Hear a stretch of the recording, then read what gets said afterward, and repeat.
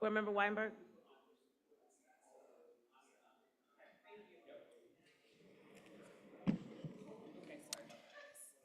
There's no gavel, but it doesn't matter. Oh, you gotta have a gavel. We gotta have a, Miss Phyllis?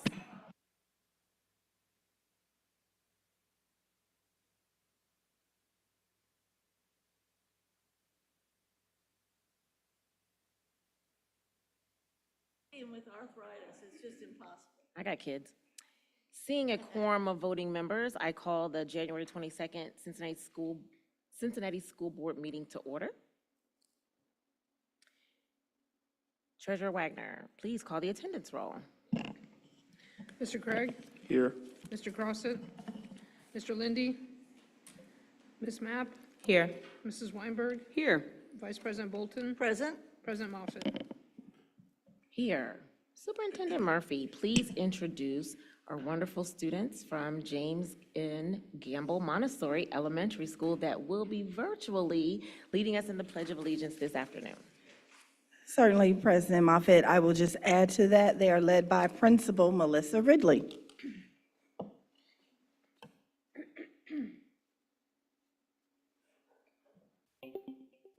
Please join me in the Pledge of Allegiance.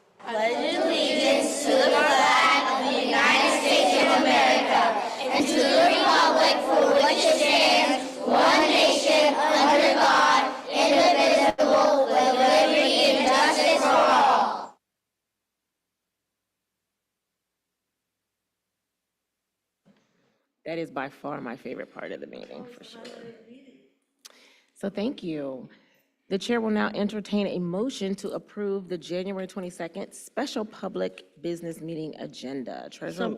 So moved. Second. Thank you. Treasurer Wagner, please call the voting roll. Mr. Craig? Yes. Ms. Mapp? Yes. Mrs. Weinberg?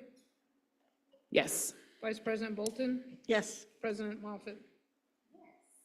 Yes. And tonight's agenda is approved as posted. Now, we will have acknowledgements from Superintendent Murphy. Turning it over. So I have really special acknowledgement for tonight. Really, it's about honoring our school board because this is National School Board Appreciation and Awareness Month. And so we just want to take the time to say thank you and to just remind everyone of all of the time that goes into being a member of the Cincinnati Public Schools Board of Education. So Dr. Rudnick is going to join me in a brief presentation to each of you, if you don't mind. So we'll start with Dr. Moffett.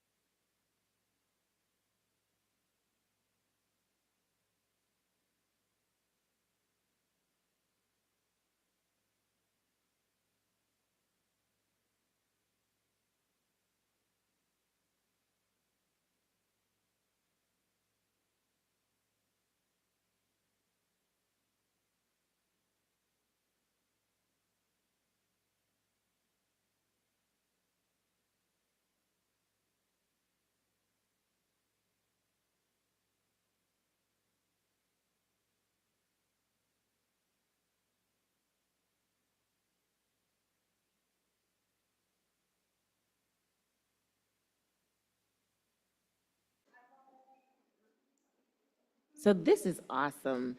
Do we know what schools these are from, Dr. Rudnick? What schools? What schools? Okay, we have Parker Woods Montessori. Parker Woods Montessori, We have Sailor Park. Sailor Park, We have Mount Washington. Mount Washington, We have Walnut Hills Walnut Hills, and one from SCPA. SCPA. Thank you. Thank you. One more round of applause for our awesome students. Thank you so much, Superintendent Murphy. Okay, where are we? Going down my list here. Do board members have any other questions? All right, Superintendent Murphy, please introduce our first presentation. Before you do, I want to give some instructions. I asked the superintendent if all of the entire slides could be posted and that if we could get a nice summation of them. So board members have questions, they've submitted those questions, and we will, the entire presentation though is available on board docs and up to all board members, just so that you all understand. We're not going through every single slide. Superintendent Murphy. Absolutely. So we have our Early Childhood Education Director, Ms. Vera Brooks, coming today to talk to us about our youngest learners.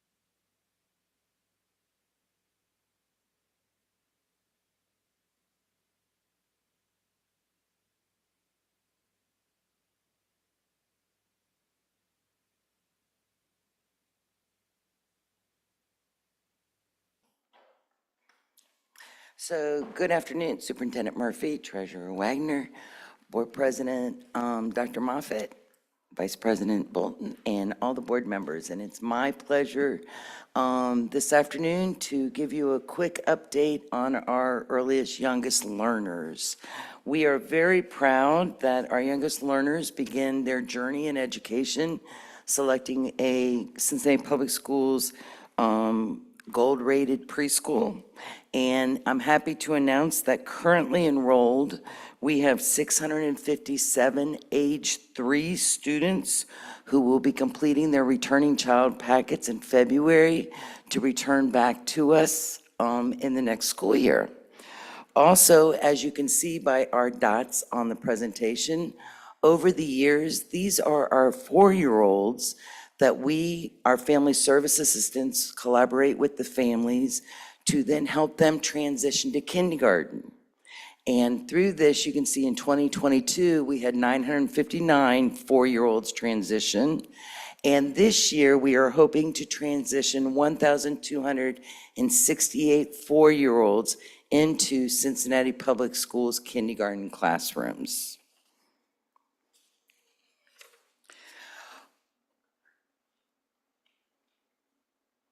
We okay?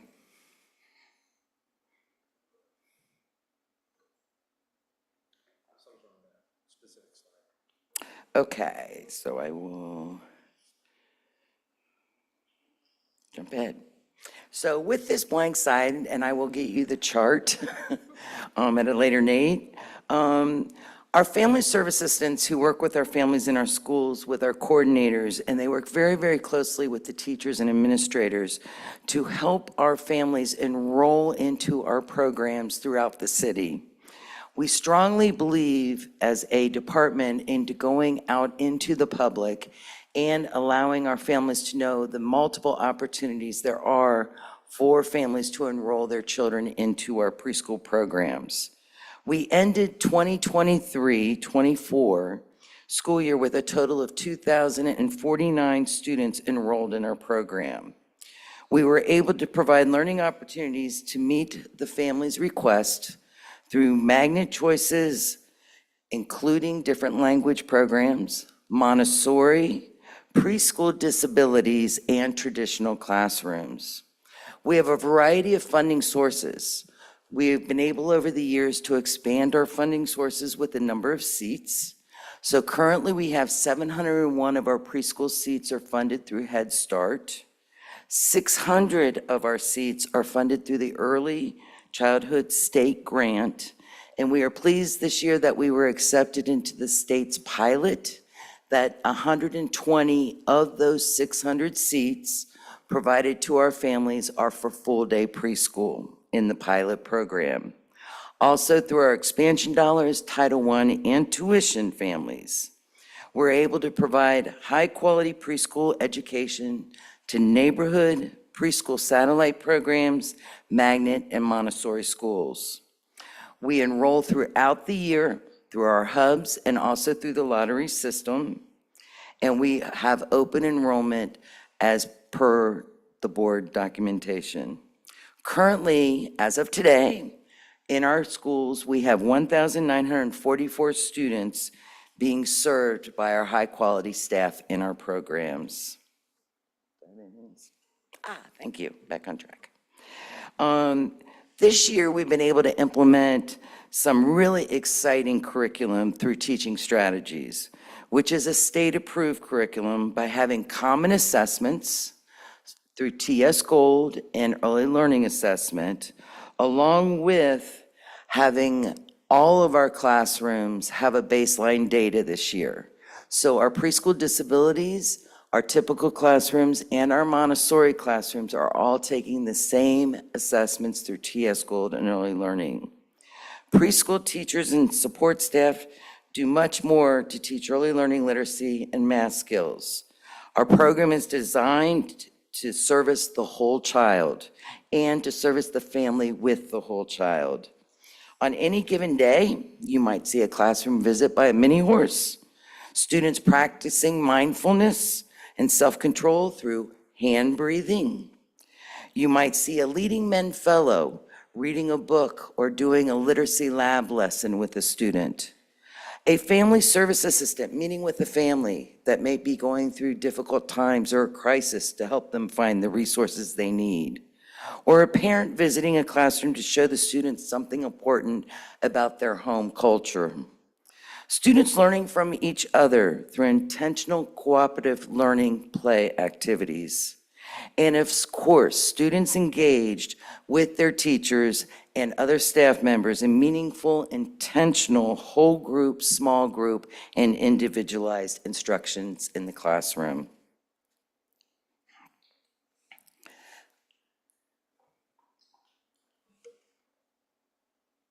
No? Okay.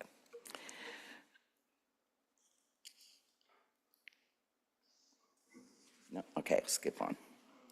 Oh, you're okay. Can you go to the next one? We work very hard to equip our educators. The Early Childhood Department utilizes multiple avenues to provide coaching, assistance, and support to each and every classroom. We do this through many, many avenues of continuous improvement.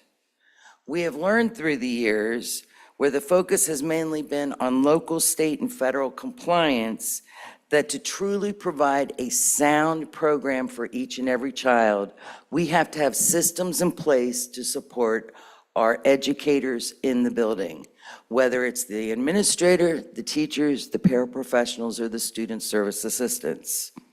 We do this through a program and through data analysis and surveys of our staff, so we can align our professional development to their specific needs of the data. We have expanded our internal professional development capacity by recruiting highly regarded CPS preschool educators to become Ohio-approved trainers through the program. When we then support these experts as they develop and facilitate high-quality, state-approved professional development that is intentionally created to meet the needs of our district, our families, and our children. Through this, we are then able on professional development days and other days that we provide our staff, provide them exactly what they are requesting and what is needed to continue to move forward in all our classrooms, in our typical general ed classrooms, preschool disabilities, and Montessori. We are proud to say that we currently have a dozen active state-approved trainers with over 120 hours of locally created state-approved trainings that are used throughout the state of Ohio.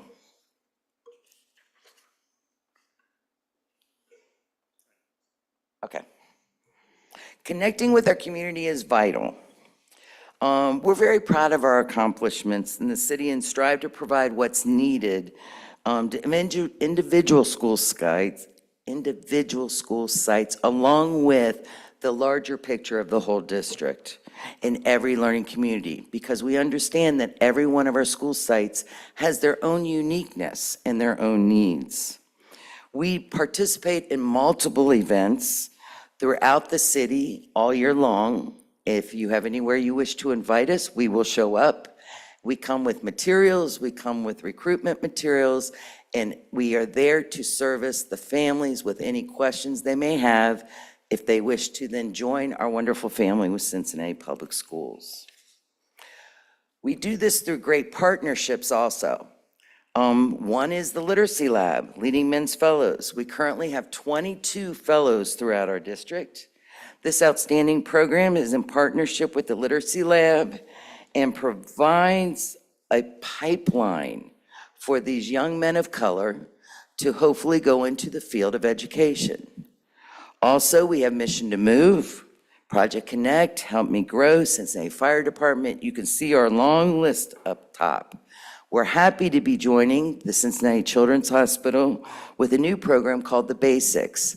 I've put in front of you, and there are yours for the taking, our winter to-go learning bags. We worked with administrators and kindergarten and first grade teachers to see where there were some gaps. It was found it was in fine motor, writing, and some phonics.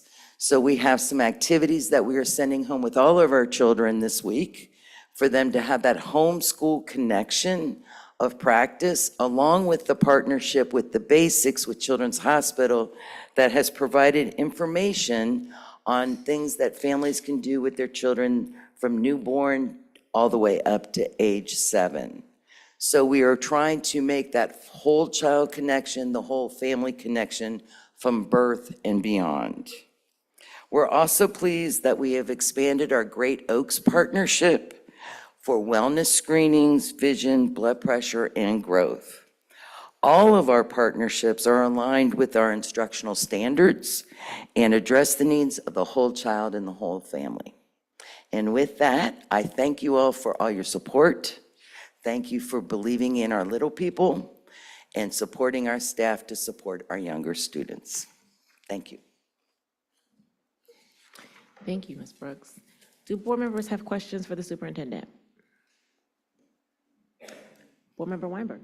So I don't have a question for the superintendent. I just wanted to thank you so much for bringing this presentation. I did get a chance to look through the materials, and they're really good. So definitely helping our littles, being able to write, being able to work on their phonics, and just also giving explicit direction to families on how they can engage. So thank you so much for that. Thank you. Board Member Craig. I just wanted to, again, thank you for your presentation, but also highlight a couple of things just to keep onto the board's agenda as well. One is that the information shared is also part of the larger discussion we will have to have as to what going forward preschool looks like with regards to our current levy that we have we have to make a decision on. And so our relationship with kind of building an preschool expansion as part of what was originally proposed in the levy may not be the best way for us to frame it in the same way as for expanding opportunity for quality preschool and quality educational results. Because I don't know that we can support, unless we're to get some huge dollars from somewhere else, expanding too much more for the numbers. I think the second thing just to be thinking about also is building more of the connection with our private providers into that pipeline into kindergarten. And I think that's the other, we know what we're looking at from the CPS numbers, and I appreciate you providing that. And I think the next step is also look at what are we getting from those other providers who are also receiving some of the preschool expansion dollars as to whether or not those students come to our district, because I think that's the other part that we continuously have to be thinking about as well. Thank you. Board Member Matt. Yes, thank you for the presentation. So I noticed in the Budget and Finance Committee report that there has been, I guess, a decline with the funding sources as well as students that are receiving the tuition assistance, but we're seeing that our numbers are increasing. Could you speak to that a little bit? Because I wanted to know if students are maybe paying out of, or families are paying out of pocket for preschool, and our numbers are still increasing. Could you just speak to that aspect a little bit? So if I'm understanding the question correctly, Board Member Mapp, you're asking our numbers for tuition assistance have declined, but our preschool numbers of students in our classrooms has increased. Correct. I will say part and most of that is because we are always striving to increase other grant funding. For instance, our early childhood state grant, we were able to increase that to 600 seats this year. And it was the first year where we could use that grant funding for a full day seat. So 120 of our students that normally probably would have been getting the expansion dollars are getting that grant funding. So we are expanding on, I always strive to add numbers to other grants and other funding sources, and we do our best that a family never has to come out of pocket based on family poverty levels. Perfect. Thank you for providing that context. Okay, thank you. Vice President Bolton. Yes, thanks for the presentation. I really appreciate it. I think it's to Member Craig's point, thinking back when all this began, many, many years ago, we were using Denver as a model. And one of the things that people concentrated a lot on at that time was what really is the pool of preschool age children within the school district.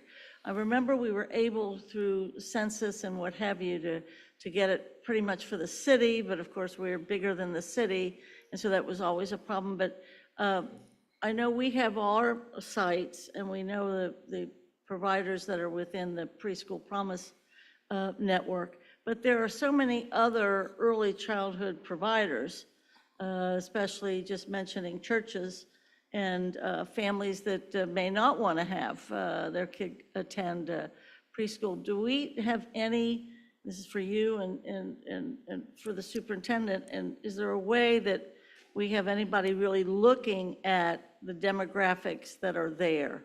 Have we reached the saturation point, or what is our understanding of what's still out there?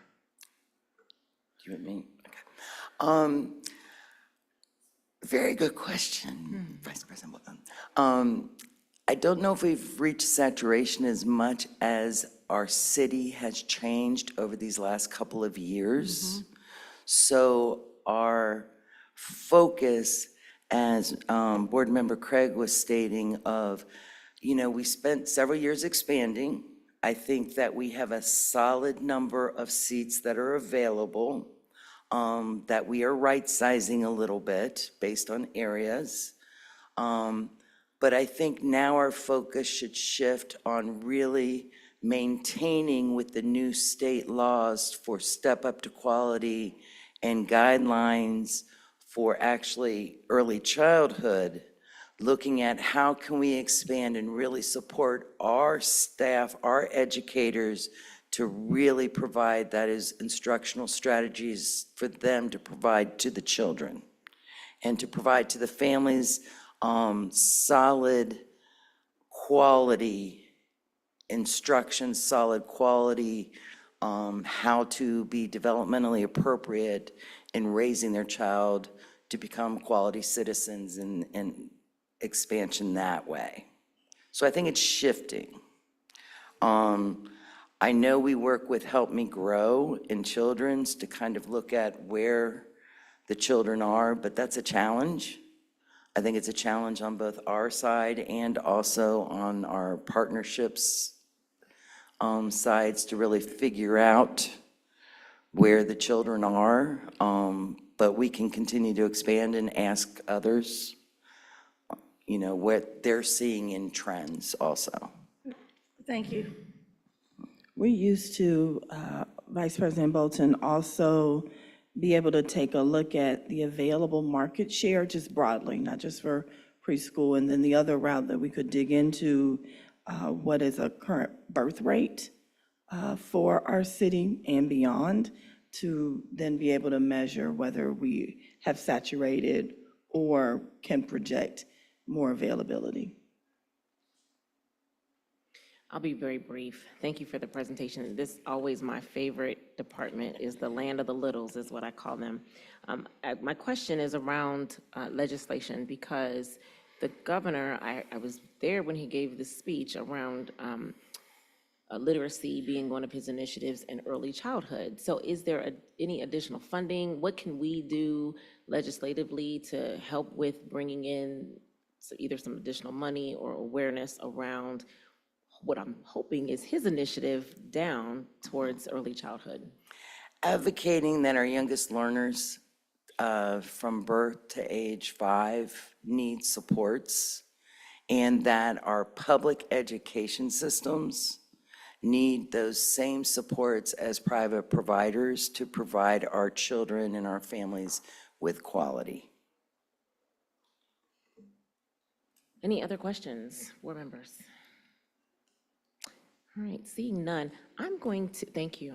I'm going to go back because I omitted one little part of the superintendent's presentation around retirees, because there's some special people too. So Superintendent Murphy, I'm going to turn it over to you for our retirees. Appreciate that, President Moffitt. We do have 3 certificated and 3 non-certificated members of our team who are retiring. So we will start with, we'll start with the certificated. First, a teacher from Gilbert A. Dater High School, Elizabeth A. McElroy. Congratulations to her. Is that the only one you have, Rob? Okay, so also in the superintendent's recommendations, I will add a retiree, Lily Cohen, a teacher at the Promise Center, Julie Jenks, a teacher at Woodward Career Technical High School, and Sue Montgomery, a teacher in our Auxiliary Services Department. And on the non-certificated side, 2 paraprofessionals, Vika Bell from Mount Airy and Jacqueline Cunningham from Taft High School, and then a security assistant from Taft High School, Mr. Ralph Jones. Let's give them a round of applause. Thank you all so much. And I do want to share that we're having some visual difficulties here, but the slides are on board docs. Early childhood's slide presentation had graphs that we weren't able to show here, but they are available on board docs. Superintendent Murphy, introduce your next presentation. Yes, so I am excited to share with you where we are with the district's performance, redesign, sustainability, and growth plan. So today, a little bit of combination, introducing to you Ms. Regina Russo, who has been working and partnering as a consultant with our communications team. And then we also have a few updates from our Office of Secondary Education. Well, good afternoon. Good afternoon. Good afternoon. Good afternoon. I'm so happy to be here. Good afternoon, Superintendent and the Board President and the wonderful board members. Regina Carswell-Russo, CEO of Right Now Communications. It's really a pleasure to stand in the gap right now to help you with your communication strategy as you go through this growth plan.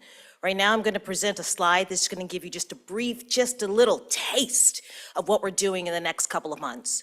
To let you know what we're doing to amplify the information of the growth plan, we want to make sure that the messaging is not constant, but it is consistent, and that the pathways are clear, the barriers are moved with all of the stakeholders that we need to message. That's your community partners, your staff, and of course, our families. There are 3 cycles to this messaging. The first, priority cycle, secondary messaging, and then launch. This has already started in January, and it goes through August to the tip of the iceberg, which is the mountaintop moment that we like to call it, which is the state of the schools. In the slide, if we have it, we've condensed it. This was like on 3 slides. But the clear path, that's the first cycle. That's the priority messaging. That's what we've already started doing, and that is with the staff, the placements, making sure that we identify the elephant in the room. What do they care about? Where am I going to be? Those are in meetings that we have every other week, and we make sure that we're messaging them so that they have the correct information. And then the families. How do I register? How do I enroll? How do I select? We are removing the word lottery, and we are now using the word enroll. We're now using select.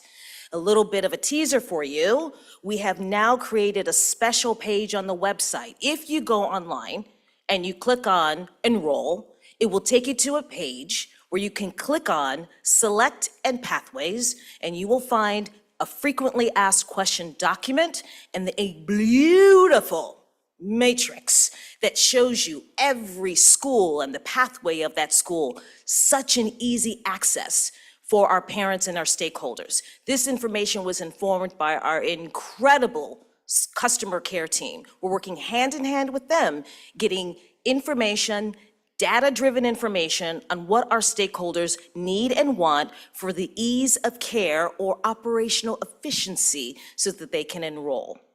And then our community partners, where are they gonna be? Making sure that they have ease and information and they can have trust that they know where they're going to be so that they can have confidence in communicating that to their stakeholders.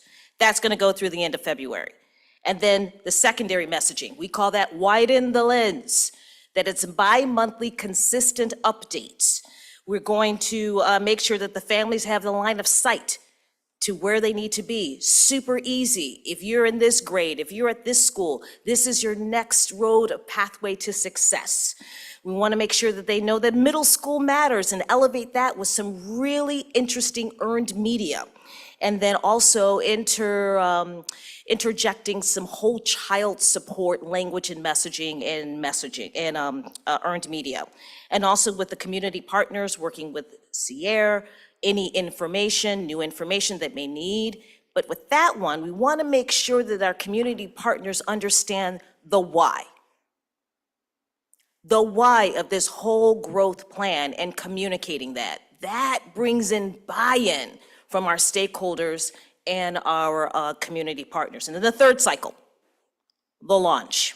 We got through the summer, we're getting through June through August, communicating to the staff, the actual moves, facilities, all points in between.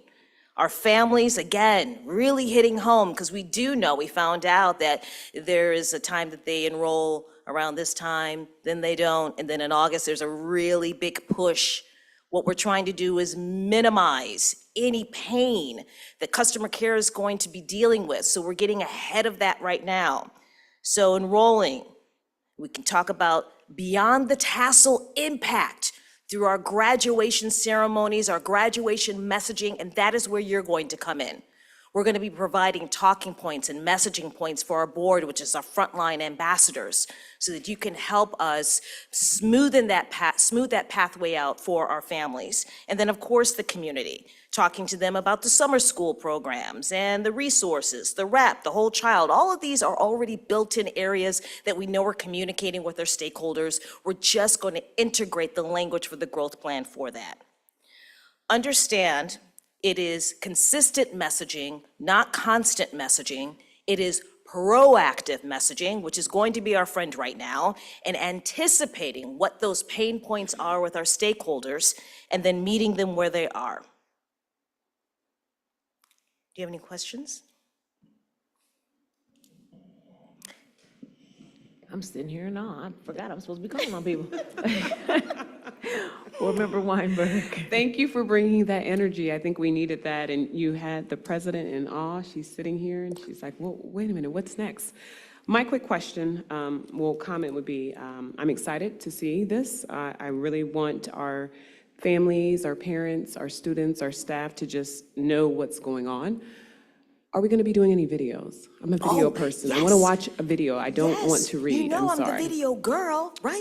So- Yes, definitely video. We actually just had a conversation the other day. When we're talking about enroll and select, we all know that people get their information differently. Some people can go on the website, they're fine. Some people get a robocall, they're fine. And other people, they really needed to break it down. We are going to scaffold this messaging. So right now, we have the matrix, we have the frequently asked questions that are on the website. We're providing talking points to customer care. And then once we kind of get this rolling, we are gonna create a mini video where we're actually going to talk to people. It'll be on social media and it'll be on our website. You can absolutely share it. We're gonna pull out those main pain points that people have confusion around so that we can just actually explain it through a very brief video. Yes. And I just have another question. You said on the website, and I wanted to kind of check it out, there was something that I could click on after enroll and I could see. If you go this. to Where do I go? enroll, and then when you're on that enroll page, it says selection and pathways. So if I'm on the main page, it says district program students community calendar. Which one? You go down where it says enroll, there's a little button that says select and enroll. It's, I don't know what bracket that is, but it's at the bottom. It's above employment, it's beside something else, but it says, And that's the thing. I think wanted to Rob's make gonna sure do that it. I Sure. knew where it would be. Rob's going to go through this. Yes, thank you, please. go up or go down, To programs. Okay. go down some more. Register to enroll, I don't have that. go down. View school selections and pathways. Thank you. That's the matrix, and below, frequently asked questions.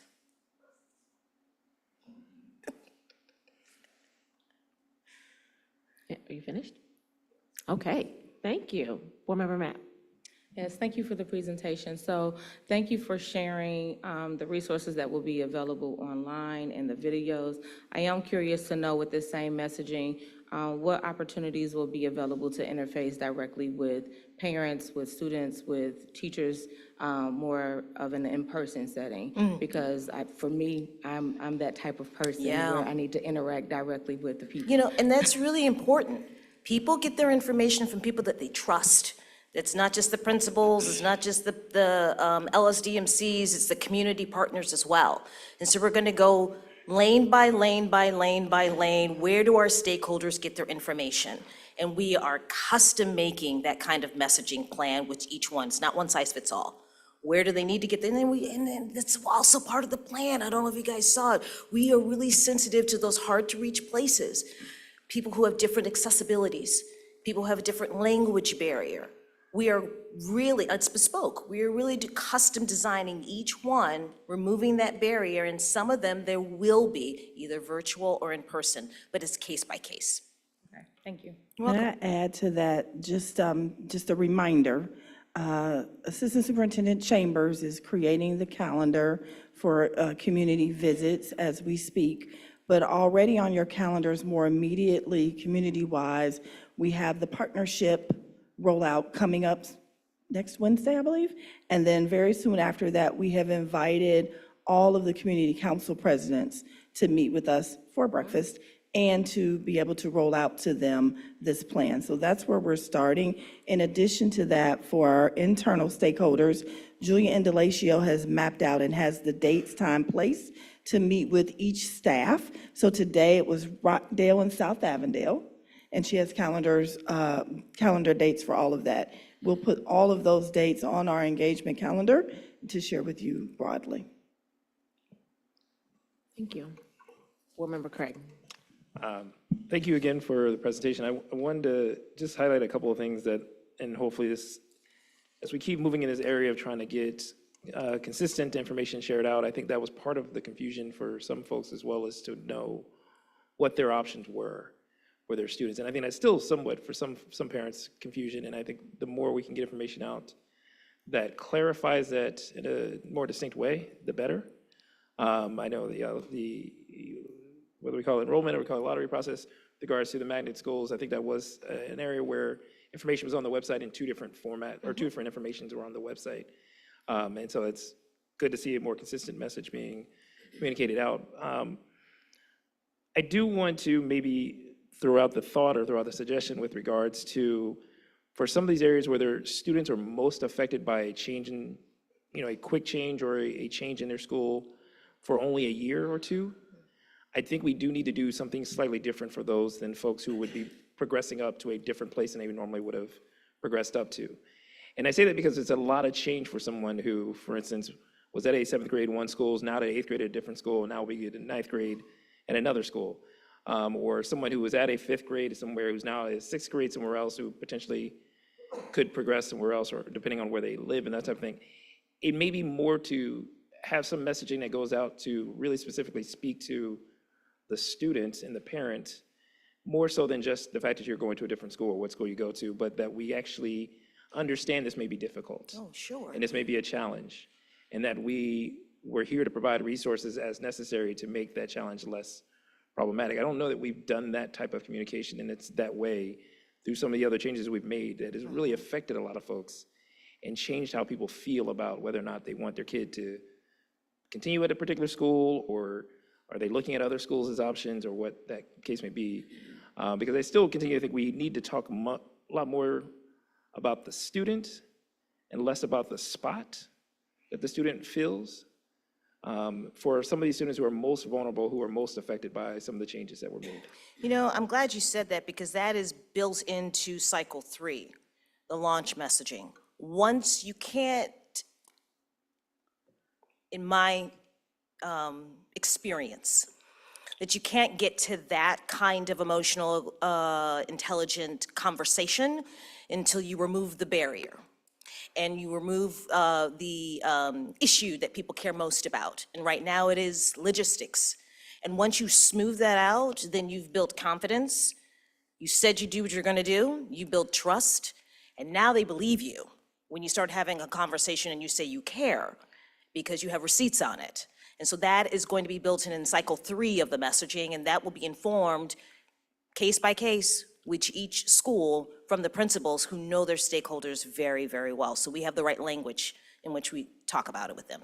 That's great to hear. And again, I think it's really important because there are some students who, while we can talk about the benefits that some may receive, there are students who will be put in a position that presents some challenges to how they go through our district. And we need to acknowledge that a lot more at times, to say, recognize that that might be a struggle, and here are things that we can do to help. Right. Thank you. Vice President Bolton. Thank you. Thanks for the presentation. Good to Thank see you. I'm thrilled that the vocabulary is catching up with the changes and the process. It's critical, so glad to see that. Enroll versus lottery. Lottery itself creates stress as a word.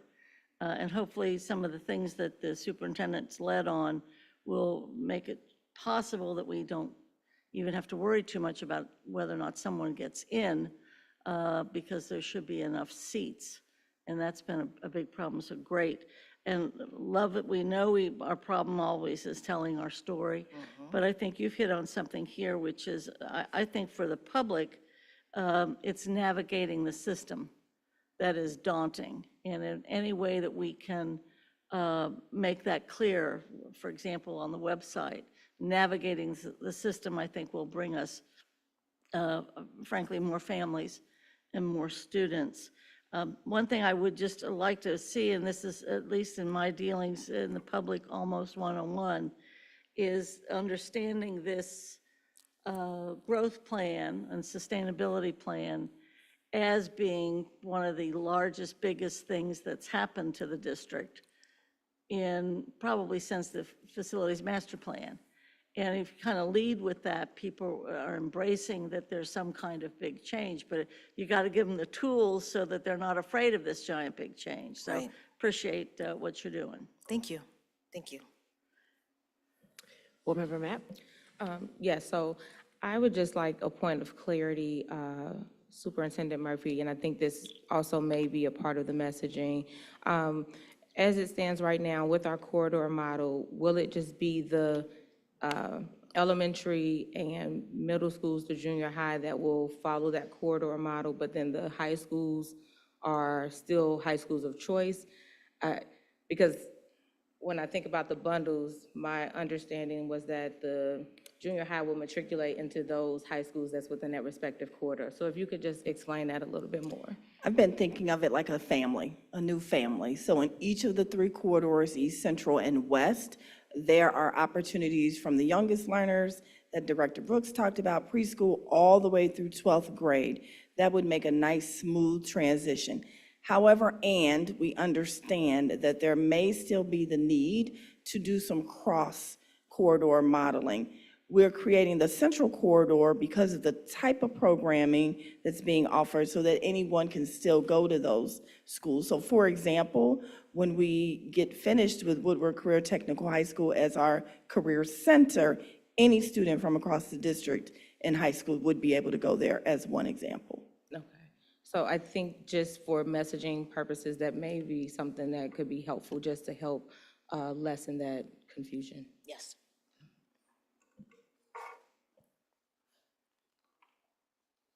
Turned it off. I'll go last. I'm super excited. I think that change by itself brings anxiety.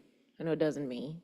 And when I talk to some of our students, they're kind of anxious, but excitedly anxious. And some of our parents understand the need, especially if they have a middle schooler. They're like, yes. I think we do, your comment around building trust is super significant. Our district has been through quite a bit of turmoil since COVID, including COVID. And so I think that we do need to do a lot of repair. And some of that was inflicted on us in COVID and having to use ESSER funds and do all this stuff. And so now we're at a time where we really need to build trust in the value of education. And I've said before, we need to reimagine education. And this is kind of sort of like that. It's reimagining education for our students. And so I'm super excited. I do have a couple of questions, probably for Superintendent more importantly. When you mentioned frontline ambassadors, and I want to also ask about students being frontline ambassadors, staff being frontline ambassadors. Are we able to incorporate having the excitement that hopefully we're generating with our staff be that energy that gets contagious out here in the community? Again, I'm talking about reimagining education, but I believe if we ignite a fire and a light with our staff and show them that we support them, then they will make that contagious. So are we thinking about our frontline ambassadors being students and staff? I'm gonna give you all my questions first. And then the other piece is around grandfathering. To Board Member Craig's point around some students being at one school and then like having to move and leave. We talked about a little bit, again, I'm gonna go back to ad hoc because that's where my point of reference is, but we talked about some grades being grandfathered. So for instance, if you were a 7th grader at Withrow and you wanted to finish and go to the 8th grade, you didn't have to necessarily move to go to like a South Avondale or whatever the middle school would be. You could finish that there. And we talked on it, we touched on it, but we didn't, I don't know what we decided. So can you talk about those things? Happy to. We did talk about it. Where we landed is working really hard to get teams to be able to move together. So if you had 7th grade students at both Evanston, for example, and Withrow, you have to add staffing. So, because it can't be in 2 places at once. So imagine like right now, all those 7th graders at Withrow, do you divide them? Do you allow 5 to choose to stay? How then will we begin to be able to afford a model like that? We made that sacrifice with Riverview East Academy. It would not be my recommendation to continue to do that, but we're open to the conversation. I don't think the treasurer would be happy.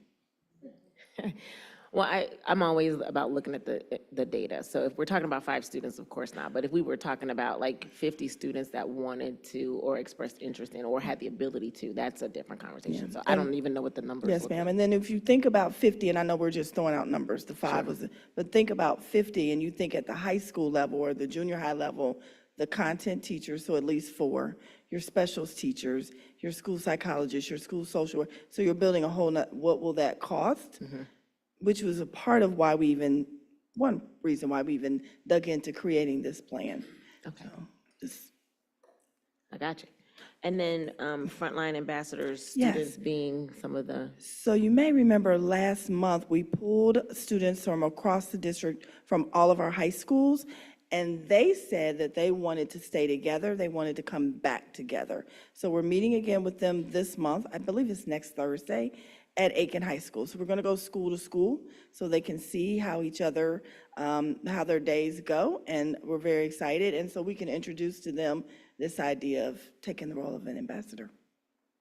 and lastly, I want to say thank you because I have been bugging the bejesus out of you around a community engagement calendar, specifically around the phases. And I know you've heard it probably at every meeting, and I know you've probably, things roll downhill, so your team has heard it too. So we're getting that information finally, to Board Member Mapp's point. And I think that's going to be the first step in building that trust with community, and inviting them and partners to help us with this too. We have an amazing team right now, and this is rolling. Every aspect is in motion. And some of the communication pieces, we needed to get our language together. We needed to have our decisions together, but it is going, working hard, and we're moving, and we're excited about 2025, 2026. Do board members have any other questions? Board Member Craig. Just one other point. I think it would be helpful as part of the communication to also open up some opportunities for students to actually make it into the buildings. I think one of my frustrations when we did this over the summer was that we did it over the summer where truly there are now folks in our buildings to let folks in, to give them opportunities to tour, to come with their friends even, and do those type of things. So whether it's some type of open house days or some type of come visit or something to that effect, once we have reached a point, because I do think part of the things that I have heard as complaints is that students showed up the first day and didn't really know and didn't really get a chance to go through in a full way, given the way we made the transition the last time. So I think that's a lesson we can learn, is to give them ample opportunities throughout this next semester, or this semester, to get a chance to visit and encourage the principals to really make themselves available for parent questions. Thank you. Thank you. Superintendent Murphy, continue with your next presentation. Absolutely. The Office of Secondary Education. Briefly, yes. Briefly. Brevity is the Wow. word. No, I'm just kidding. So good afternoon, board members. I want to personally thank each of you for your service as well. I know it's not easy doing what you do, so you are greatly appreciated. So as we're looking at making middle schools matter, as Regina said, we have come a long way in a very short amount of time, and there's some intentionality around some actions that are occurring. One of the things that we have mentioned previously is that in Ohio, it is extremely important to have middle school career tech opportunities for our students, and that is written into Ohio Revised Code. So what we're doing right now is we are reviewing all 7th and 8th grade programming to figure out how we provide those options. And I do need to say, even though it's the last bullet, with a net $0 budget impact, so don't want anybody thinking that we're adding a bunch of staff to do this. And so with the addition of our middle and junior high schools coming on board, that is an opportunity in those buildings from the very beginning to provide a very efficient model to deliver this. And we are working really, really hard to give opportunities to those schools, and when the principals are on board, to be able to help them make this a total and complete package. Our number one priority is impacting student outcomes at the earlier grade levels so that the whole Beyond the Tassel movement, formerly known as My Tomorrow, will be very successful. One of the things that has been a barrier for us with this is students choosing where they're going to go as a 6th grader. And so now we have cut out that level in large part. And so what our department will be doing to address some of what was said earlier and what Superintendent Murphy just talked about is we're very intentional about how do we fit the theme of the school and the career tech model to go in the portion of the city that they're in. But what we're now able to do, since we really have a captive audience with eighth graders in middle schools and junior highs is the career tech department will be able to offer very targeted career tech fairs so that they see all of the options around the city. And so one thing that we're able to do to have the net zero budget impact with this is you can embed career tech standards in middle grades programming, and it becomes a career tech course. And eventually we will have funding from Ohio for that. And so we're really, really excited, very intentional about this school by school, looking at all of the different pieces that need to take place to make it happen. Was that enough? Yeah. So any questions or? Now, that was a brief presentation. That was great. I Board think members have people any think questions? I'm long-winded or something because they use the words brief, and no, I'm just kidding. Do board members have any questions? Board member Craig. I just wanted to, and it is actually something I wanted to give a little credit to the superintendent for taking advantage of, is that there are a number of resources that have reached out over the years who wanted to be a more effective partner in doing career tech. I know one of them is some of our union partners who have offered opportunities to use some of their resources. But I think there's truth in some of the business community as well, as when willing to provide guidance around some of the being able to turn things into, like, whether it's a financial kind of career tech thing or whether it's some of the folks in our health industry in other areas. And so I think this is an opportunity, if we're truly building up a middle school level career tech, that this could be one that kind of guides folks through to their next levels. And so I think that that's a great opportunity for more partnerships and more opportunities for folks like some of the folks who've come in and done tutoring and other things that can talk about some of the other career tech aspects of their work that can be fitted into the curriculum in ways. So I think this could be something that's very innovative if we are able to get more partners at the table helping. I agree. Thank you. Any other board members have questions? Vice President Bolton. Not a question, but this idea of embedding for junior high kids, particularly that age group, those programs that are out there, junior achievement, adopt a class, and even better using, and I know you sit on the business advisory committee, and I think we have not made as good a use of those folks at the building site as they want to even be used, to Member Craig's point of view, as well as the labor movement as well. So junior achievement, already part of the conversation, adopt a class, part of the conversation, and then our Business Advisory Council, and Board Member Crossett attended the meeting. This is his calendar year. We have a new Business Advisory Council chair who is directly embedded in business, and so between me and him, we are going down our list of members to find out, are you still going to be involved, or we're going to strategically add new business partners. The pandemic really took a hit with attendance, and I don't know that some of the businesses have recovered to be able to have the time, and so we are actually already addressing those three things, and I appreciate all of your ideas all the time. That's great. Any other questions, board members? Board Member Craig? Just wanted to add one other partner that we can think about is there. I know, for instance, College of Mount St. Joe has a whole program around physical trainers that they've worked with some of the schools, especially on the west side, to both provide opportunities for students to learn, but then also to get resources to get some of the medical skills needed or medical assistance needed to participate in athletics. And so, I mean, things like that are also great opportunities to partner with some of those local universities to both gear up the needs that we have for some of those things, but also to train our students to become our future athletic trainers, our future, folks in some of those similar roles and some of those similar programs. And I think we're doing a little bit of that, and especially I know we do something with Miami and Aiken, I believe, as a program with regard to preparing them to be educators. But there's a number of roles within the district that we could be preparing folks to do. Yeah, and we're working with Josh Harden too on the athletic side of things with our exercise science and sports medicine pathway. So it's a great idea. Why do I keep doing that? Well, thank you. I just will say I am very, very interested in you said the targeted career tech fairs just piqued my interest. I'm also interested in the data that we have now around discipline and absenteeism at that level, the middle school level, and seeing if it changes. I'm anticipating that it will, but if it will be impacted significantly because we've captured their interest.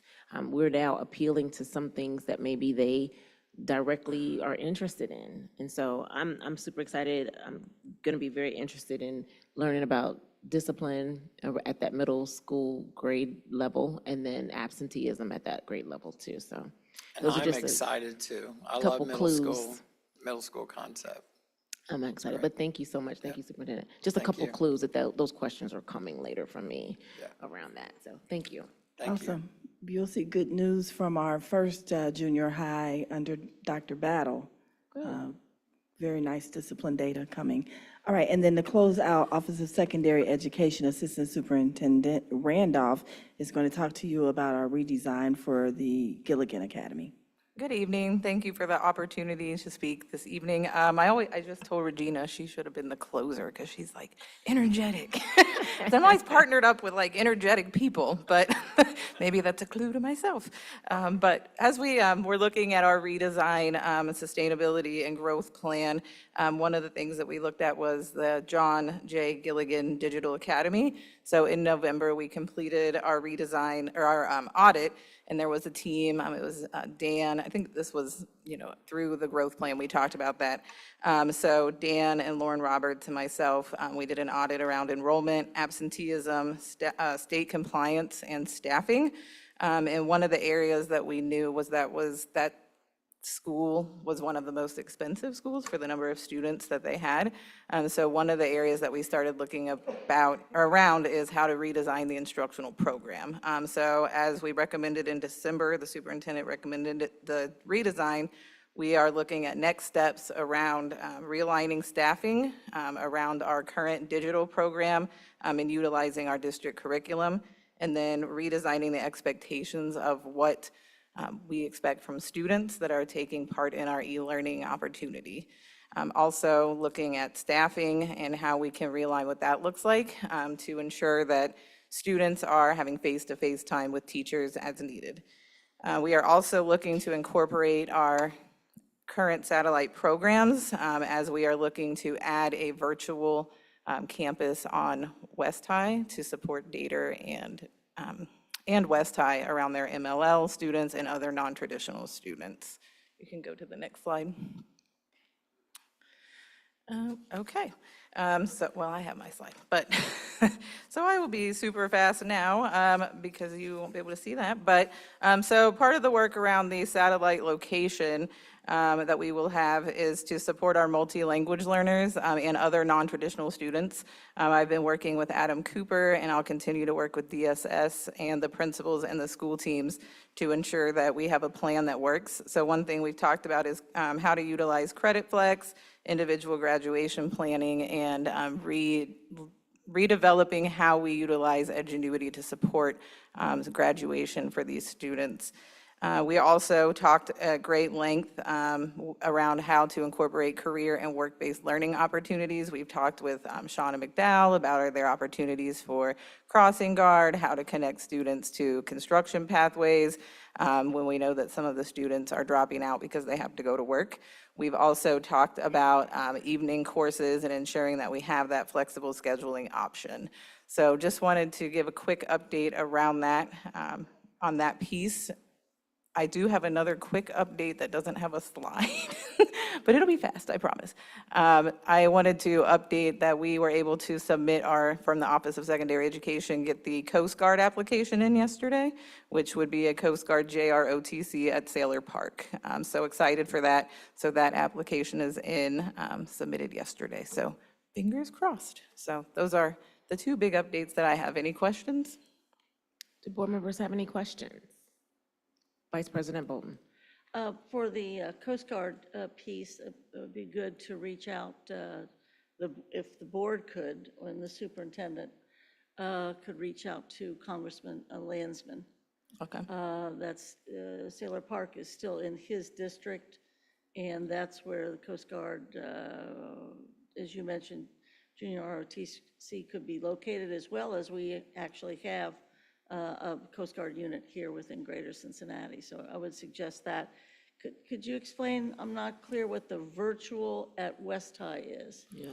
Virtual satellite at, So currently, as we have our virtual program set up where we have the 2 shifts where students can come in the morning and the afternoon, we would utilize a similar model. We would have teaching staff that would support students that would need that flexible scheduling of like 8 to 11, 12 to 3, and then have like an evening session a couple of days a week, 4 to 7. So it would stay connected to the virtual high school IRN, but it would be a satellite campus on West High's property. no, I'm sure it's a great idea. I'm disappointed that it's not in total virtual being eliminated.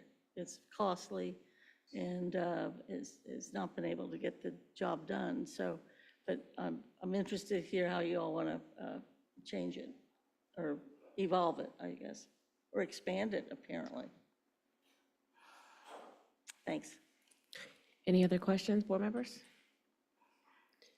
Well, I had 2 questions. So one of my questions was, how did we get to West Side? Like, does the data suggest that a lot of students are coming or enrolled from the West Side into virtual? How did we get to that particular campus? So Dater and West High combined over, like just looking at the current data from this year, last year, and the prior year, of their dropouts, over 85% were English language learners or Hispanic students. So like right now, I believe Dater has 42 dropouts, but 39 are Hispanic or English language learners. And West High is in a pretty similar situation. So that's a need on the west side to support that non-traditional learner. So they had asked, I believe at one point there was already a proposal and they had looked at doing it centrally, but what they found is as schools refer to virtual, the population on those families like to stay with like their cousins or other family members, so many of them just don't go downtown. So it seemed like we might be able to keep more as long as we stayed on the west side. And then you mentioned the night school, and I think there's probably the ability to increase the attendance or at least exposure to the night school program, because we've had that for, in some semblance, adult ed, and I just don't think enough people know about that. So is there any plan around, like, how would you increase those numbers? First of all, awareness, and then those numbers, because that's a way to potentially capture students who are not currently being served effectively right now. Yeah, so as initially we started the conversation around how to support specifically like our Hispanic students, but then we have really looked at using the word non-traditional because there are other students that would be a more effective way of learning. So while we'll be targeting specifically students that need that flexible schedule, we will stay specifically in alignment with like West High and Dater. So as they have students that might need that, that's really where we'll try to pull from. In talking with Adam, he thinks more of a flexible scheduling option in general is going to be better, but I don't know that we would separate out specifically like night school. I think we want to just give options for the students that would be in that program to come different hours throughout the day. So just to clarify, because I'm a little confused, are we saying we're turning virtual digital academy into a different unit, or it's all going to be virtual but look different? So digital will still stay where the students, that's its own IRN, the John J. Gilligan Digital Academy. So that that school specifically is the one that we would be redesigning. Virtual high school will still have a location down across from Taft. They actually have 400 students now. Digital has 390. So we will keep that location there. And then what we'll do is add a space on the west side to support that non-traditional learner. And this is That will be under the virtual high school IRN.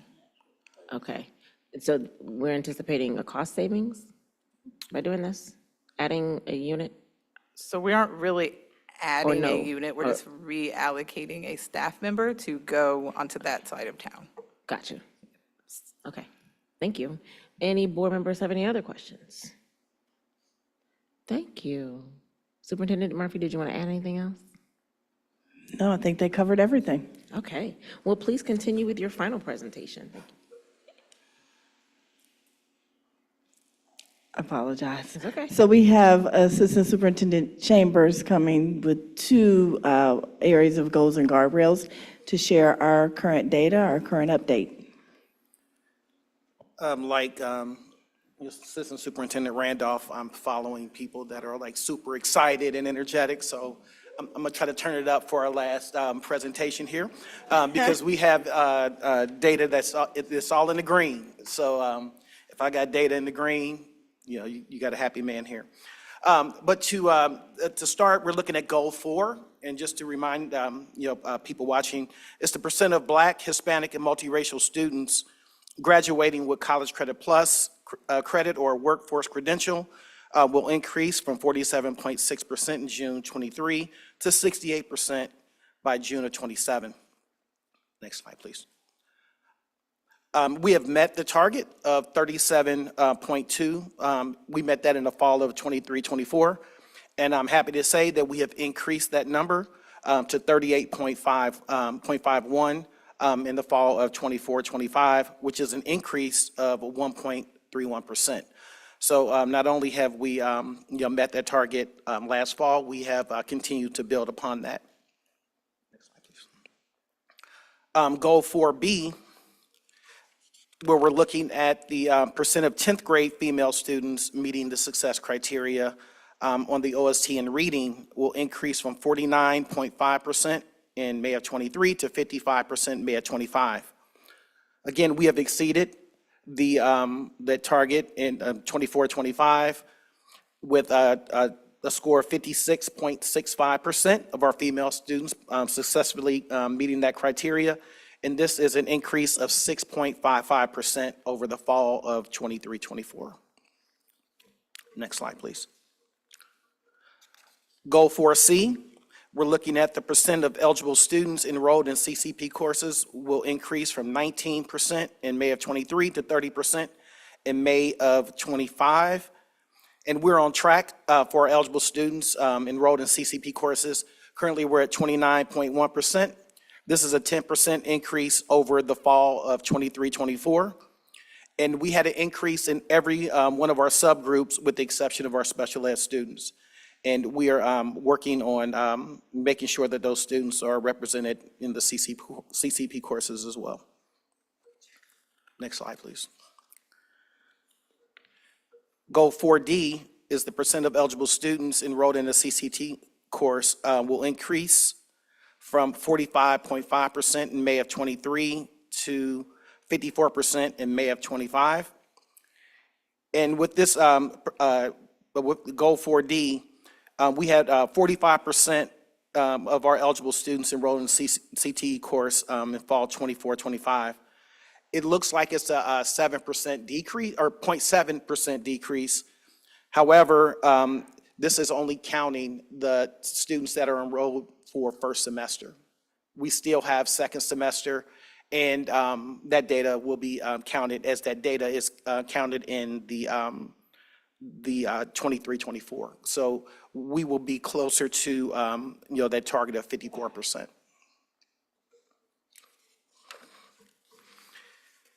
And some of our takeaways, even though it looks like we, with our Hispanic students, we had a drop. There has been a concerted effort, working with those particular students to make sure that they are aware of and are enrolled into those CTE courses.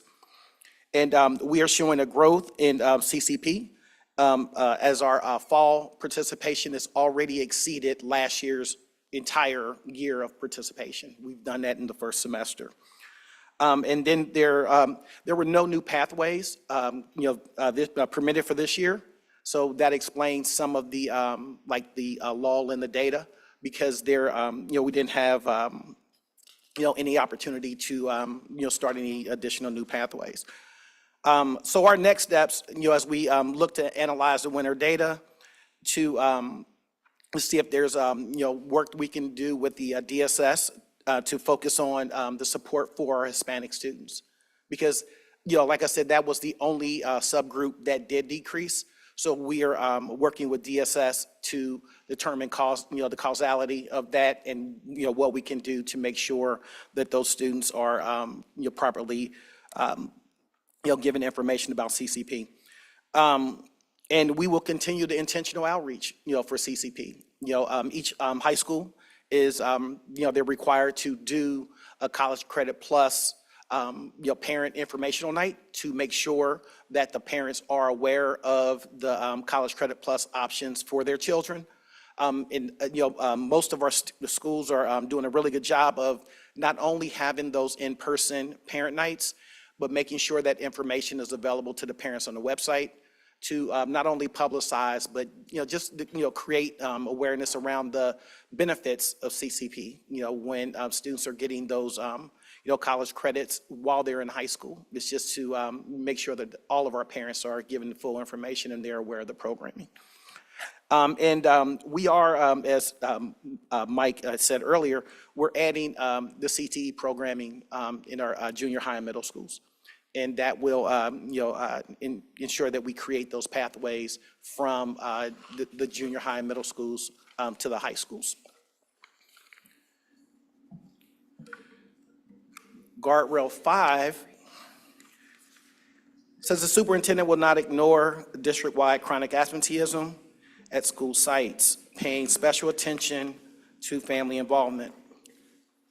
Assistant Superintendent What Chambers. was that? I'm sorry. There's a question. Would Oh, you I'm like us sorry. to hold it or keep going? Go ahead. Okay. Yep, it's your pleasure. Yes. Board Member Weinberg has a question on guardrail. Thank you. Yes, could you go back to the very last slide? I think it's slide 5. And I wanted to ask this question before you went into the next. Thank you for sharing what you're doing to increase the CCP course enrollment. But I wanted to know, I did check out the school-by-school data that you provided with us. What is the goal, or what would be the plans to increase the numbers that have like single-digit numbers for your students who are registered? I noticed that some of the schools have really good double-digit numbers, but some have single. What would be the goal of the district to help to improve that? Well, it's working with the high school counselors and increasing the awareness of and the benefits of CCP. In some situations, the students either aren't aware or aren't confident enough to enroll in the CCP course. So we've talked with our with the counselors about not necessarily counting those kids out, but making sure those kids are encouraged and given the opportunity to enroll in those courses, because there are some pitfalls with enrolling in the course and not completing the course on your future college transcripts. So it's about making sure that they're aware of every aspect of CCP, the benefits and pitfalls. And I think we're just going to make a more concerted effort to encourage the kids to enroll in those courses. And then do you say that you're asking the schools to also put that information and ensuring that that information is on the website for those parents who can't attend the in-person meetings as well? Absolutely. Every school, you should have an in-person College Credit Plus parent information night, and that information also should be put on the website and made available for the parents who are either not able to come or just respond more to things being on the website or in a parent newsletter. And last question, are we ensuring that the parents are also being notified, via email as well? I know some parents, they may miss it and not know that it occurred, but are they following back up to say, we know you may have missed this, or not sure if you knew about this opportunity, but wanted to share again this information, it's on our website, et cetera? That I can't say right now for sure, but that is something that we will make sure that we talk with the principals to make sure that the counselors are following up with the email correspondence. Yes. Thank you so much. Board Member Craig. Just wanted to kind of, I think you mentioned it and expressed it, well, the number of Hispanic students and their scores on on the OSC for reading had, was not meeting the point that we would want it to meet, had not yet gotten there. We're taking certain steps, but I do think, there may be an aspect of that that also is connected to who the Hispanic population of our students are this year and these last few years, because it does fall in alignment with where we've seen the numbers for the last, I think it looked like for the last 3 years in the fall, have been substantially, but have been definitely lower than they were in 2022, I think it was. So I think that's just something that's worthwhile for us to also be looking at is what is that population, who is the population of students who came in at the beginning of the year versus who is the population of students and where they are at the end of the year. So I think that's something for us as a board to maybe pay attention to. Because I think the fall numbers are one thing, but if you have students who are coming in who are at a different stage, who may have had different understandings and different reading levels, who don't get exposure to some of these things throughout the summer or through some of the other work experience, some of their other experiences, they tend to improve, and we've seen market improvements. So if we looked at the 22-23 fall versus what the 22-23 end up looking like, according to the chart, that's a more than double proficiency levels. So I think it may say something more about what is also needed specifically for that targeted group as they exit the school year and then as a pathway into the start of the next school year. Because that to me says that they're learning it. Once they're here, they can learn it. What's happening when they're not here? Right. It's when they walk in the door, where's that gap and how can we make sure we fill that gap? Any other questions? Board Member Mapp? Yes, so my question, it deviates just a little bit from what the actual goal is. So I know the focus of the goal is to ensure that enrollment is happening with CCP as well as CTE. But I am curious to know if we have data that we're tracking to identify how our students are performing, whether they are earning the credits for CCP, as well as what the certification looks like, or certification attainment looks like for those that are in CTE, because I also think that helps add a layer of success, or also evaluate how we can continue to strengthen these areas for our students. So I was wondering if there's any relative data around that. Yeah, I know Mike's office, the CTE office, always tracks the CTE credentialing, the students that earn those credentials. And I know the office of with Emily Maroney and her group, they always track the pass-fail rates of the kids that are participating in CCP courses. So we can pull that and make that available for you. Okay, that would be helpful. And then lastly, this is probably more of a question for Mr. Turner, but as you spoke about the CCP informational nights, do we have something very similar for those students and parents where they are being informed about what the benefits are, what the challenges are of entering into those CTE courses? And is that something that, if it is in place, is this something that's ongoing with providing that information to the students and parents? So that's probably more of a Mr. Turner question.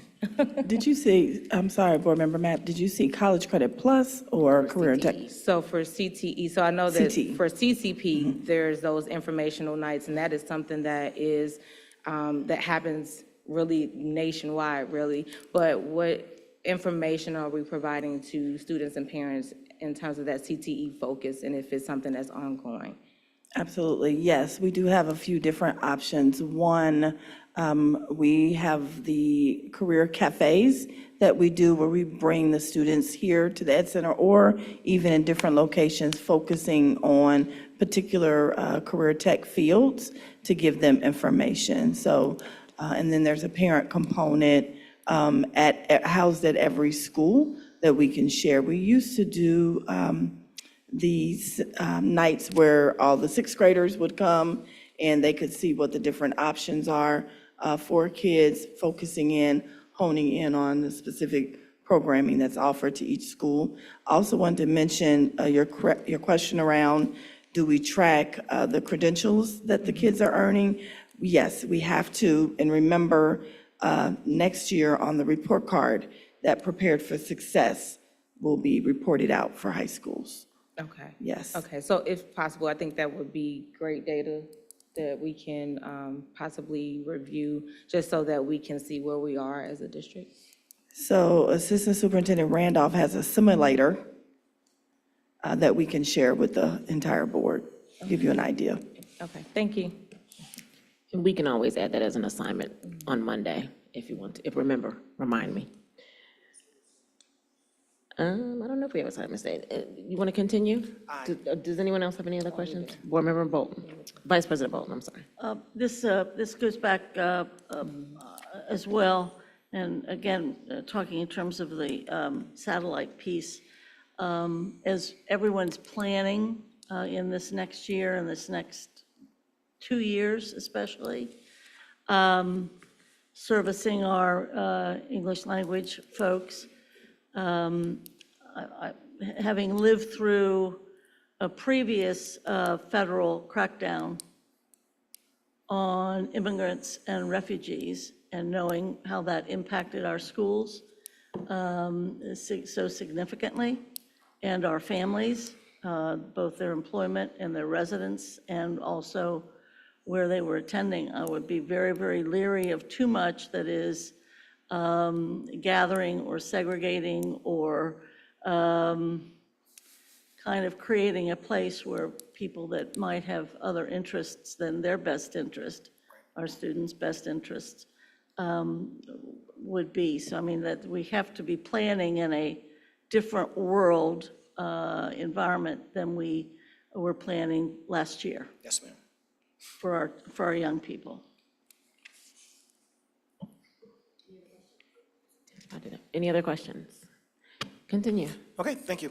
Again, guardrail 5, the superintendent will not ignore district-wide chronic absenteeism at school sites, paying special attention to family involvement. And just to give you guys a reminder of how chronic absenteeism is counted, it's when a student misses 10% or more of the school days in a year. And just to look at the breakdown of our days by quarter, that would mean in first quarter, if a student missed 4 days, they are considered chronically absent. That's 4 days excused absence or 4 days unexcused. It doesn't matter. If they're not in attendance in school, it counts as the student being chronically absent.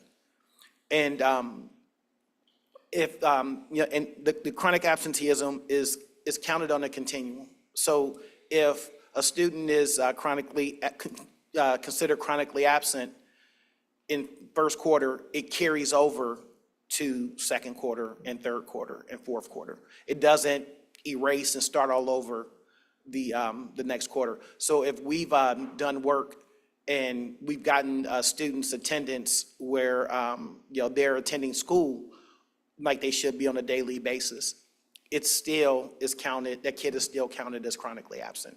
So our data, will show we have, made strides, but it's really difficult to, look at a student, you say missing 4 days when, we have students that'll miss school because of the inclement weather. If we have school and, they don't have transportation, or for whatever reason, they don't want the student to walk to school in the snow or the rain.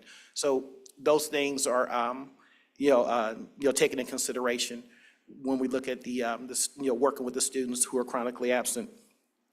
And another caveat, if there's a student that is with us for 100 days and then transfers or leaves the district, that student, no matter where they go, is still counted against Cincinnati Public Schools as being chronically absent. So if they're with us for 100 days and they leave, we are still responsible for their attendance wherever they go if they leave the school district. So in the final point is that the student's attendance begins to count the minute they're enrolled in Cincinnati Public Schools, right? So if there's a gap in the time, between the time that they enroll to the time that they actually start attending school, if they're in a specialized unit or something like looking for a placement or something of that nature, that attendance is being counted, right? And once they get to that point of 4 days or, in that quarter, they're considered chronically absent.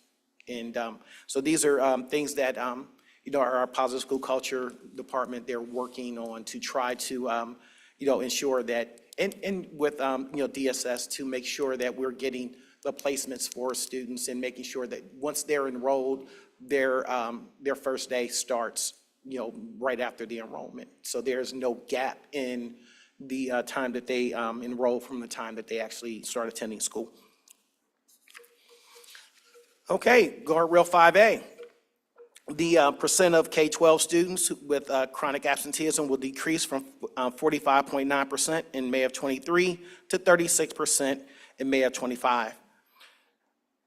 We met the target of 36% for all students in quarter one. We had a slight increase in quarter two, but we are on track for the target of 36%.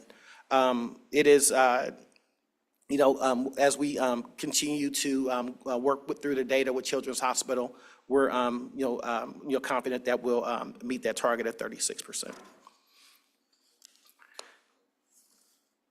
Guardrail 5B. The percent of Black students with chronic absenteeism will decrease from 53.2% in May of '23 to 39.2% in May of '25. You look at the data in quarter one, we are on track for our target of 39.2% because we with our Black students, we had 39% in quarter one. So we are well on track to meet that target of 39.2. With our the inclement weather days, we just hope that doesn't play a major factor in that. And guardrail 5C, the percent of K-12 Hispanic students with chronic absenteeism will decrease from 44.3 to 32.3 by May of '25. We met that target of 38.3 with our Hispanic students in quarter one. Again, there was a slight increase in Q2, but we are on track to hit our target of 32.3 for '24-25.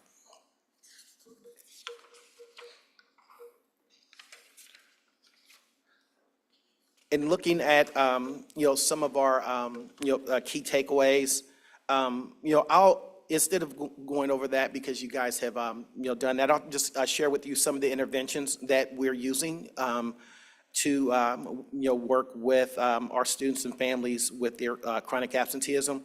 We're working with Children's Hospital to provide quality improvement support and data support with our students' attendance and their calculating the students with that are chronically absent in our attendance as a whole. And all of our social workers in the schools use a key driver diagram that identifies our goals and the interventions that we're using to address the students with chronic absenteeism. And the school social workers, they meet weekly as a group to share strategies and problem solve on our concerns with our chronically absent students. And we have created a database that, an intervention database, so we can improve our attendance across the district. And we have, partnered with Stay in the Game. So, that gives us the ability to work with districts across the state to, who have attendance dashboards, and we're able to respond to our chronic absenteeism because it's not a one-size-fits-all type of fix as we work with our families, our social workers, and our school-based teams. As they work with the families, it's not something that we can look at and say, this is going to be the fix for this particular school. It's a kid-by-kid basis. So we are doing more work targeting interventions for individual families. And the only way we're able to do that is work with the families to find out what those barriers may be and how we can address them as a school district to make sure that their kids are getting to school on a daily basis. Do board members have questions? Board Member Craig. Just two quick thoughts, and I think, I thought your last point there is something for me that hits true to what the struggles are, is because we have chronic absenteeism in the sense of students who miss 30 days in a semester, and we have chronic absenteeism in the sense of students who miss 19, 18 days in a semester, right, or in a year. And that, to me, is part of the discussion also, is that there are some folks who we will not get them down past being chronically, or considered chronically absent, but we can get them to be more present in the school day, because we know the more present they are, the more likely they are to achieve better results. So that strategy may be different from what I'm hearing you say than, like, for instance, a student who, it's maybe an informational thing that a parent just didn't realize, if your kids say, I don't feel like coming to school today, it's not a really good reason to not have them at school, for 1 or 2 extra days a year than it should be. And so I think that's an important part to it. I did wonder, and again, this is maybe more, we'll see this information probably in the next quarter or two. The more we provide programming and the more that there are things for the students to do on, especially on, in a way of keeping them engaged in other activities beyond just their normal school day. We tend to see more people who attend class on a regular basis and less chronic absenteeism for things like athletics or, music and arts and theater and that type of stuff. And so, again, as we look at models that look at the middle schools that we're opening, I think there's another area where we may want to explore what are those programmatic things that students will find drives them to come to school every day because they get to participate or because they get to do these things even at that middle school level. Because I think the middle school is right at that edge of whether or not it's the kid coming to school or it's the parent not bringing them, right? The elementary is really, it's a parent decision. In the high school, we all know that there are just issues at some of the schools where kids get to the building and don't stay at the building. And so I think the more we can look at what are those opportunities to provide additional programming or additional resources, or whether it's some of our partners offering opportunities or whatever, that really just drives the students to be there. Because we see so many results that have improved where we have athletics and that type of thing to drive students to show up to school every day. Any other board question? Vice President Bolton. Yes, thank you, and I appreciate the time we're taking, frankly, on the graduation piece and also on attendance. Of all the things that are in the state report card, these 2 things specifically are there to ding us and school systems like us, because we cannot compete with the other 600 and some school districts that have a stable population, don't have as much mobility, and on and on and on and on. So I appreciate this, and I think the public needs to understand about chronic absenteeism and certainly about graduation rates, because it's just a mountain to climb in both of them. And again, anticipate on attendance in the new world we're living in, having lived through something like it before, holding our English second language kids to some sort of standard regarding attendance, when indeed they have reason to be worried about coming to school.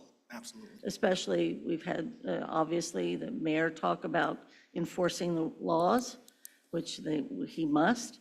But having lived through this before, that attendance rate is going to go down with our immigrant and refugee population and our English second language folks, for good reason on their part and good worry on their part. Thank you. Any other questions, board members? Superintendent Murphy, did you have anything else to say? Thank you. Thank you. All right, a proposed consent agenda has been distributed. Treasurer Wagner, please maintain the list of any exceptions and the exception makers. Do board members or the superintendent or treasurer have any exception items to the consent agenda? Board Member Matt. Yes, I have a few, Treasurer Wagner. Get the pen ready. So I would like to abstain from the business meeting on December 9th for the minutes for pages 1181 through 1186. We know okay.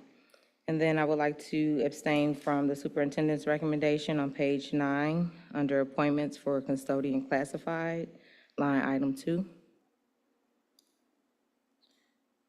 And then under the treasurer's report, page 11, line items 1, 6, 7, 8, and page 12, line item 7. Yes. Thank you. Are there any others? I do have one. We are going to, it's in the consent agenda for the resolution to appoint a representative to the Ohio School Board Association Board of Trustees.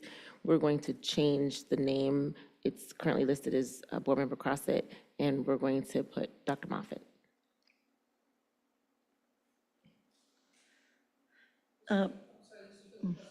Yes. So it doesn't sound so strange, you want to explain So, to the public? so we were under the impression, it does sound weird, we were under the impression that there could be an Ohio School Board Association trustee and a Southwest region under the Ohio School Board Association separate trustee. And so we were going to do that together. And we were notified this week that that has to be the same person. And so, and I was listed as the trustee before, and so I'd like to continue that. And Mr. Crossett and he can go to some of the meetings as well. So we just have to have an official one person, and then the other board member can visit and be with the Southwest region. So that is under agenda item number 14. Are there any others? Okay. I need a motion and a second to approve the items of the consent agenda and the So moved. exceptions. Second. Treasurer Wagner, call the voting roll for the passage of the consent agenda with revisions. Mr. Craig? Yes. Ms. Mapp? Yes. Mrs. Weinberg? Yes. Vice President Bolton? Yes. President Moffitt? Yes. Board members, are there any assignments?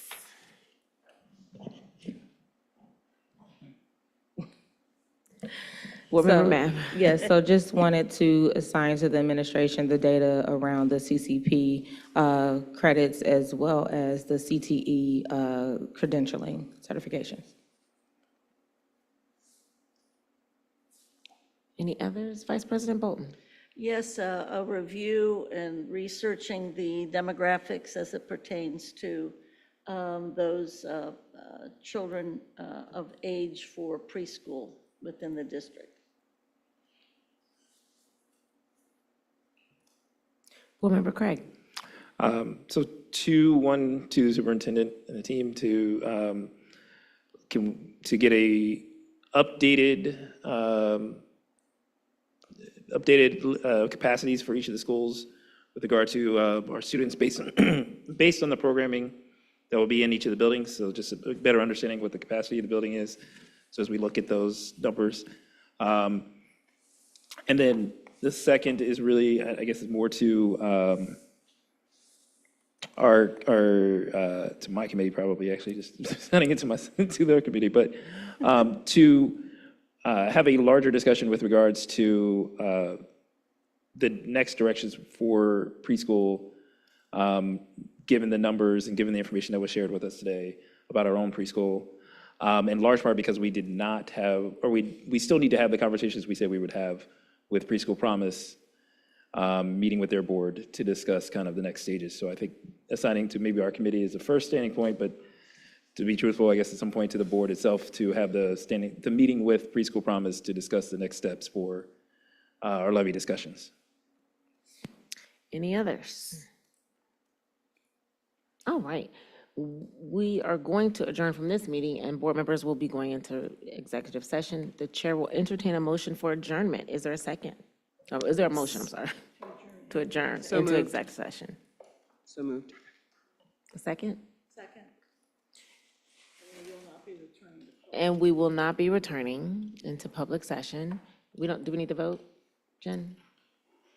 You need to recess into executive session for the purpose of, and then do your vote, yes. Okay, so we will be recessing into executive session for the purpose of employment of a public official. See the motioner? Motioner, So moved. seconder? Can we just do? And now all we in do a favor? vote. Oh, we have to do a roll call vote? Mr. Craig? Okay. Yes. Ms. Mapp? Yes. Mrs. Weinberg? Yes. Vice President Bolton? Yes. President Moffett? Yes. Good night.